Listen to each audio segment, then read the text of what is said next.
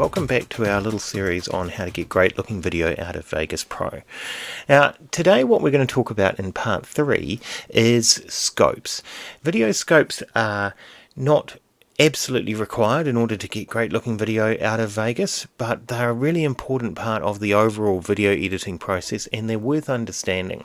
And the other thing to note about them is that they are not affected by the quality of the monitor that you're viewing your video on. So they'll give you accurate representations if you know how to go about reading them, regardless of how you're viewing your video. This is important because a lot of us can't afford the latest, properly calibrated studio monitors in order to be able to create their video. So these scopes are going to give you a really good idea of what is contained in your image with regards to exposure, color and contrast without you having to have the fanciest monitor on the block. So there are 4 scopes available in Vegas, and for our purposes it's probably easiest just to think of them in terms of 2 scopes that are designed to give you an indication of what your video is going to look like when you get it delivered, and then 2 scopes which are designed to give you an indication of what the video is like when you're looking at it in the preview. Now the reason why I describe them in this way is that these 2 bottom ones here, the histogram and the RGB parade, and I will talk about these individually and how you go about using them, but just as a broad overview, these 2 here will give you an indication of the pixel values. So we've talked in previous parts about video 8-bit video having a range from 0 to 255, and you'll see that that is represented on both of these 2. So we have, with a histogram, 0 at this end and 255 at the right side, and on the RGB parade it's a little bit different. 0 starts at the bottom and we go up to 255 at the top. The other 2 scopes that we've got here are the vector scope and the waveform, and these are best thought of as an indication of what the video is going to look like when it's finally delivered. And if you go back to part 2 in particular, we talked about how Vegas treats video and respects the levels that come in right through to the output. These 2 are the ones that are probably important for understanding what's actually going on with Vegas in terms of delivering your video. Okay, so let's just look at each one of these individually, and I'm going to start with the waveform. Okay, so the waveform here, if you look at this particular image that we're looking at, and we've looked at this picture in previous parts in this series, the waveform is basically designed to give you a representation of brightness within the image, and you can actually see when you're looking at the waveform roughly what is on the screen. So you can see here we've got a bit of a peak which is showing this area here. Okay, so as we go up towards the top of the waveform it's brighter, and you can see the sort of dark areas down the sides. We're capturing that. So we actually have the shape kind of represented on the waveform, and that's because a waveform is designed to basically take each one of these pixels and place it in its sort of horizontal location across the picture and at the brightness level that it's at. Now a waveform measures from 0 to 100 IRE, so it is in the Vegas window designed to basically give you the range that you are looking at on a properly calibrated monitor if you're using Rec 601 or Rec 709, and it's designed to show the sort of distribution of pixel brightness. Now the important thing with the waveform in Vegas is that it's very easy to switch between Studio RGB, which is the default and what I've got it on now, and full range. Now this, if you remember from previous parts, was a still image. Okay, so it is a full range image, and if we have a quick look back at the histogram, you'll see it goes from 0 all the way up to 255. Okay, so we know that this is a full range image. So if we were delivering it to a full range codec, then this is what we would get. Okay, so we've turned this off, and this will basically deliver it from pure black up to white within the 0 to 100 IRE. If we were delivering this image without doing anything else to it to a Studio RGB or a video levels codec, then this is what we're going to get. And you can see here that we actually have parts of the image that are below 0 and parts of the image that are above 100.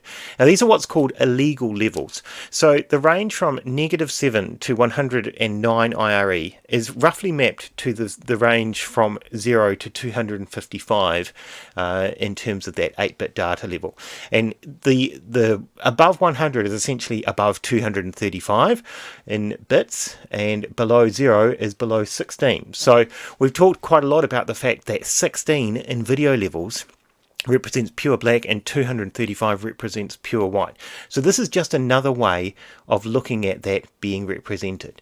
So if you know how to read the scope, what you will know is that if I deliver this to a video codec, to a YUV codec, and that is basically everything, okay? So unless you know what you're doing, chances are you are delivering to a codec that is designed for video levels. So whether that is, an MPEG-4, H.264, or AVC, or HDV, any of these sorts of standard codecs that you're likely to be using, most likely ProRes, all those sorts of codecs, unless you're doing something special with them, they are YUV codecs, which means that they're using a component video, and they are designed for video, which means that they're designed for those video levels. Okay, so they are going to literally throw this information away, or at least not make it available to the video player, because the video player is going to stretch it out and it's just going to get rid of it. Okay, so if I know how to read this waveform, I know that this image is going to cause me problems if I just click render and render it out to, say, an MPEG-4 codec. If, on the other hand, say I was delivering it out to a full range codec, such as an uncompressed AVI or something like that, which can have full RGB levels, then I can see that that codec is going to be able to contain it, and when that gets played back, it should be played back appropriately. All right, but it's important to understand that unless you're going to make some changes to the way that it is rendered, you are going to end up losing some of this image. All right, so that is basically the waveform. Now, I should note with the waveform, there is one other setting here, which is the difference between luminance and composite. Composite basically gives you an overview of the entire image by combining the average of each of the color channels, so the red, green and blue color channels. Now on an image like this, it's not too dissimilar from the luminance, as you can see here, because this is a reasonably well balanced image. But as a general rule, you would normally leave it in luminance mode, and I'll show you why. If I take this image over here, all right, and you can see here we've got, this is a video levels. So we've got it on studio. So this was a video levels clip, and it's telling us that this white up along the top here is going to be at pure white, okay, and it's also telling us that we're not getting down to black, okay, so we've got a little bit more room down there, down towards 0 if we wanted to increase the contrast a little bit on this. Say we did something else with this image though, so say we did color balance, all right, and say we reduced our green and increased our red and our blue, okay, so we got an image that's like this. Now you can see in the luminance, the picture level, this has actually reduced, okay, which you should be able to tell with your eyes that this, magenta is slightly less bright to your eye, and you can see that on the luminance, okay. But if we look at the composite now, you'll see that the image is all over the place, okay, because now we're averaging the fact that we have increased our red and our blue quite dramatically, okay. This is not giving us a very good representation of what this image is, what's actually going on with this image at all, okay. So that's an important point to be aware of. You can, if you know what you're doing, use the composite for certain tasks, but as a general rule, you would probably best just leave it on luminance and then use that 100 to 0 IRE as a pretty good guide if you are working with studio levels, and we'll talk about that a little bit more in an upcoming episode. Okay, so that's the waveform.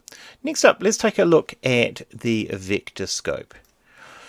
Alright, so let me just fire that one up. Okay, so the vector scope basically gives you an idea of the distribution of colors and also the saturation of color.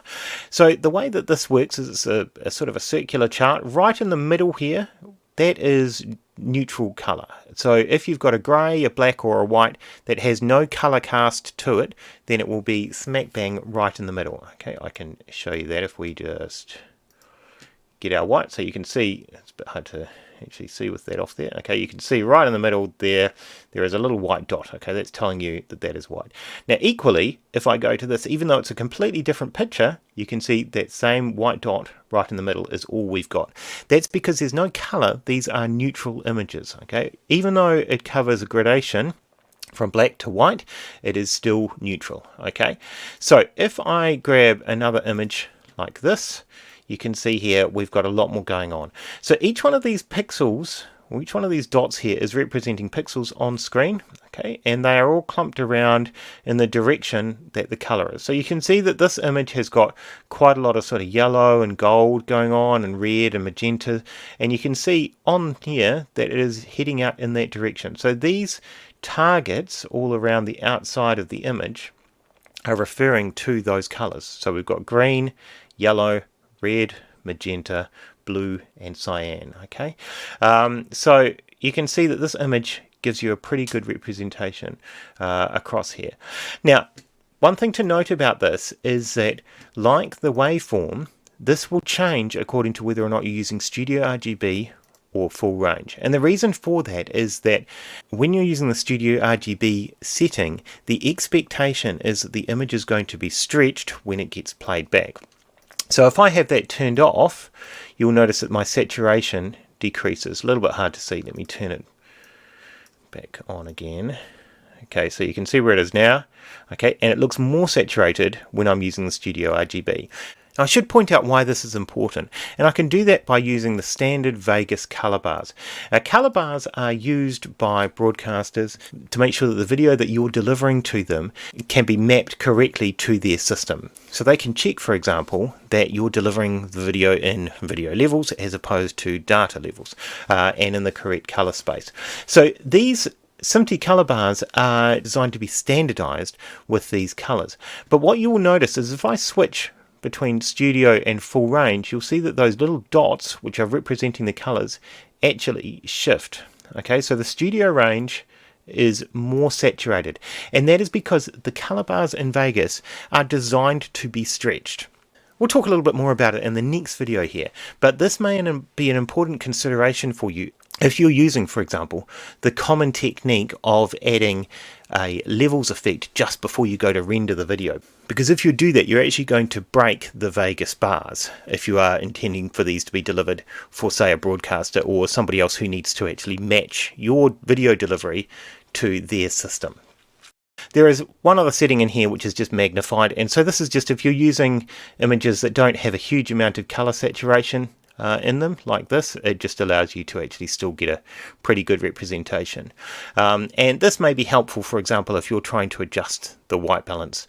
If I was taking this image and I wanted to use just very roughly, use the white sky there as a way of adjusting my color balance, then I could use this in magnified mode, and you can see that it is just drifting very slightly downwards here. Quite hard to see whenever I put it on there, whereas if I was using this, it would be pretty hard to tell that it is heading, that this white balance is actually heading slightly towards cyan. So that might be why you use the magnified mode as an example. All right. Okay, so the next tool that I want to talk about, well, the next two tools are both related to the preview itself. Okay, so this is the preview within Vegas as opposed to necessarily what it's going to look like when you go to watch it later. So this is the histogram. Now, the histogram we have talked about quite a bit before here, because this is the thing that gives us a really good representation of what the pixels are like. And the way the histogram works is that you have 0 to 255, so this is the pixel brightness, and then up is the number of pixels that are represented at that brightness level. So this tells you very little about the picture beyond its overall exposure. And this is quite an important point to note, because you can look at a picture like this, and you can look at a picture like this, and you can look at a picture like this, and they all look like, they're covering the range pretty well. You can even look at a picture like this, and you can think to yourself, this looks like it's covering the range pretty well.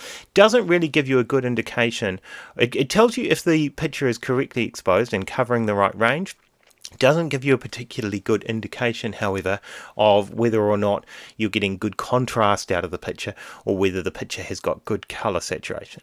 So the histogram is of relatively limited use. It is handy if you are trying to, for example, quickly see whether or not this is a video range, as you can see here, within the 16 to 235 range, or whether you're trying to see whether or not it might have something like video range with super whites. So you can see we've got lots of data up here above 235. Or full range. So it can be helpful for that kind of thing, and of course it can be helpful if you're trying to just get a nice distribution of brightness across your entire picture. So this can be a useful tool, but it's primarily an exposure tool as opposed to a color grading tool, if you like. So that's that, and then the final one is the RGB Parade. Now, the RGB Parade is a little bit like a combination of different tools. So it's got that 0 to 255, so it's talking about the data which is actually contained in the preview as opposed to what the data might look like when it's delivered, depending on what format it's being delivered to. It also has some color information in there as well, and it also operates a little bit like a waveform. So again, we've got individual pixels that are distributed by brightness, and it is again like the waveform. If I sort of stretch it out, and you can sort of vaguely see what's going on, I have to stretch it out quite a lot. Each one of these individual color channels is representing the entire image. Okay, so if we were just looking at the red, you can see that same sort of shape that we saw on the waveform. You can see the red is peaking a little bit in brightness here. Now, this tool is definitely handy if you wanted to do things like get the overall color balance on your image right. So you can see at a glance with this, for example, that we've got a little bit more blue down here in the shadows, okay, and we've possibly got a little bit more green and red going on up here in the highlights. So that allows you to balance out your color pretty well. So certainly a useful tool in terms of being able to balance your images. If we take a look at this image here, you can see here that we've got a little bit more green and red going on here out on the left hand side of the picture, and that is indicated by this bright yellow fluorescent vest that she's wearing. There's information that you can certainly glean out of this, but like the histogram, it is unaffected by changes from studio to full range because it's always giving you an indicator of what's going on in the preview. So if I was to change the preview, you can see that this will change, but simply changing your sort of delivery method is not going to change the parade or the histogram. So just for context, let me quickly show you what these scopes look like in other applications as well, just to show you the things you should kind of be aware of. So we have scopes obviously in applications like DaVinci Resolve. Here's a histogram. I should have mentioned actually back in Vegas, the histogram also has the ability to view RGB channels, red, green and blue channels. So when we were looking before at this video that I had messed with, that I had turned down the color on, you could sort of have a better indication of what's actually going on in that picture. Okay, so that may be a useful thing to possibly use. Let's just go back to that for now. Alright, so anyway, so the primary way that this is different is that, of course, based on the way that Resolve and these other applications treat video levels content when it comes into the application. So if you get a video like this, which was this demo video that came through at video levels, this has been stretched as part of the process of being imported into Resolve. This black here that was 16 is now being displayed at 0, and you can see that on the histogram. Okay, and likewise the white is being displayed at 235. You can see that on the histogram. If we look at that same image back here in Vegas, if I can find something like that same image, there you go. Right, so roughly there, you can see here that our black, the bulk of our black is actually sitting at 16 here, and we've got a bit of a peak of white at around the, or just over the 240 mark. Okay, we've got a little bit of data on either side of it, but this video is primarily contained within that 16 to 235 because Vegas is respecting the levels as opposed to scaling them up. So that's the histogram. we have a waveform. Well, this operates a little bit like an RGB waveform, and of course the waveform in here is operating on the picture itself, so that means that the video that has been brought in, if it has been stretched out to full range levels, then this is going to be viewing it in full range levels as well. So you can see here that the white is right at the top of this waveform scale. Okay, so that is that white across there. Whereas again, if we go back to Vegas and we look at the waveform here, let me close that down, go back into that.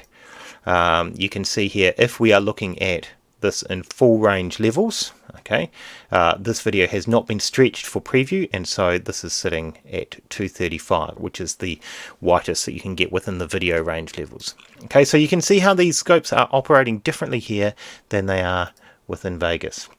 Vector scope, if we look at the SMPTE bars here, you can see here that this has stretched these bars, okay, and because we know that when this gets delivered, it'll be delivered the same as what we're looking at here, we can trust these targets, okay, as opposed to back in Vegas. We just need to keep that in mind. If we are looking at the vector scope here in full range, you can see that it looks a little bit undersaturated, because the intention is that when this goes out to a video level, it will be stretched. And I can show you actually if I just get out of that. So we start at full range. This will be the process that it goes through on YouTube or VLC or whatever, and you can see that those are bang on the targets there, right? So that lines up with the preview. And then what else have we got? We've got an RGB parade as well. So same thing, except again, basically we're dealing with full range images, because this came in as video levels but was stretched to full range for preview and for the scopes, and then will be compressed back down again when it gets delivered in order to be displayed correctly at full range on a player. Hopefully that's given you a pretty good overview of how the scopes work. The next video that we're going to look at is how you can make this stuff work for you, and how you should be approaching it if you are using primarily video content within Vegas Pro. So stay tuned for that.